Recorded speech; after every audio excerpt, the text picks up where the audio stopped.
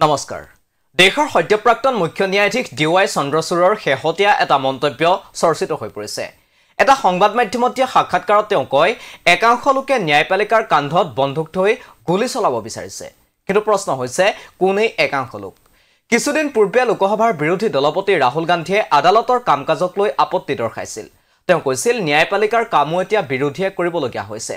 আমিয়ে এতিয়া মিডিয়া তদন্তকাৰী সংস্থা আৰু ন্যায়পালিকাৰ কাম কৰি আছো ৰাহুল গান্ধীৰ এই মন্তব্যৰ প্ৰতিক্ৰিয়া প্ৰকাশ কৰি সংবাদ মাধ্যমটোত দিয়া সাক্ষাৎকাৰত প্ৰাক্তন মুখ্য ন্যায়াধীশগৰাকীয়ে কয় যে মই ৰাহুল গান্ধীৰ সৈতে বিতৰ্ক কৰিব নিবিচাৰো কিন্তু ৰাইজে বিশ্বাস কৰা উচিত নহয় যে সংসদ বা বিধানসভাত ন্যায়পালিকাই বিৰোধীৰ ভূমিকা পালন কৰিব লাগে এইটো এটা ভুল ধাৰণা এইটো সলনি কৰিব লাগে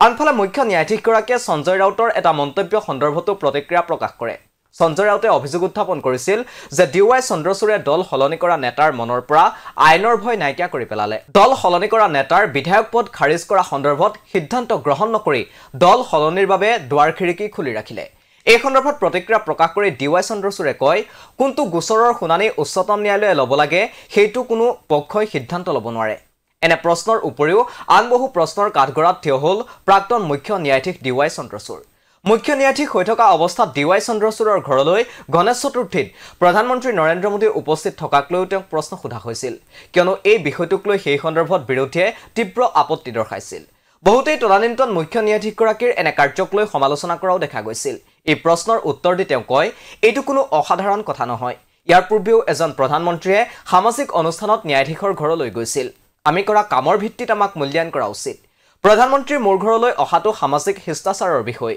এইবোৰ সকলোৱে মানি চলিব লাগে এই সাক্ষাতে আমাৰ কামত কোনো প্ৰভাৱ পেলোৱা নাই ভাৰতত গোচৰৰ অনুপাতে ন্যায়াধীশৰ সংখ্যা কম হৈ থকা বিষয়টো উল্লেখ কৰে ডিৱাই চন্দ্ৰচূড়ে তেওঁ কয় ভাৰতত জনসংখ্যাৰ অনুপাতে ন্যায়াধীশৰ সংখ্যা অতি কম এই ক্ষেত্ৰত পৃথিৱীৰ বহু দেশ আমাতকৈ আগত জিলা আদালততো গোচৰৰ সংখ্যা অনুযায়ী ন্যায়াধীশৰ সংখ্যা কম বৰ্তমান জিলা আদালতত 21% পদ খালী হৈ আছে এই ক্ষেত্ৰত চৰকাৰে মনোনিৱেশ কৰা উচিত কিন্তু হেয়া কৰা হোৱা নাই ন্যায়াধীশৰ সংখ্যা বৃদ্ধি কৰিবলৈ সৰ্বভাৰতীয় ন্যায়িক সেৱাৰ পৰীক্ষা হ'ব লাগে অৱশ্যে ইয়াৰ বাবে সংবিধান সংশোধন কৰিব লাগিব কাৰণ ন্যায়াধীশ নিযুক্তিৰ কাম ৰাজ্যপালৰ দ্বাৰা কৰা হয়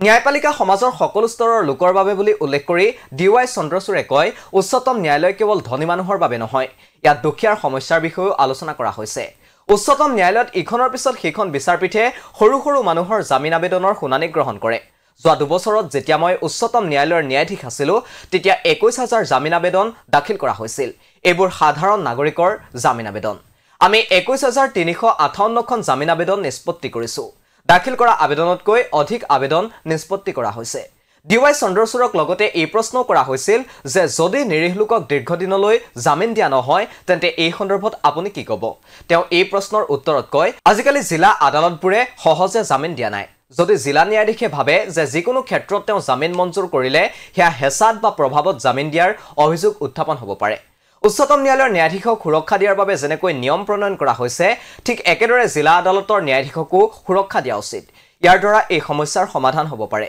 যদি জিলা ন্যায়পালিকাৰ কোনো ন্যায়াধীশে ভুলকৈ জামিন দিয়ে তেন্তে স্পষ্টভাৱে উচ্চ ন্যায়ালয়ে ইয়াক শুধৰণি কৰিব পাৰে কিন্তু তেতিয়া অৱশ্যে আমি জামিন দিয়া ন্যায়াধীশসকলক লক্ষ্য কৰি নলওঁ এনেকৈ দেশৰ প্ৰাক্তন মুখ্য ন্যায়াধীশগৰাকীয়ে দিলে দেশৰ জনতাৰ মাজত চৰ্চিত বহুকেইটা প্ৰশ্নৰ উত্তৰ অৱশ্যে এই প্ৰশ্নৰ পৰা জনতা আশ্বস্ত হৈছে নে নাই সেয়াহে হ'ব লক্ষণীয়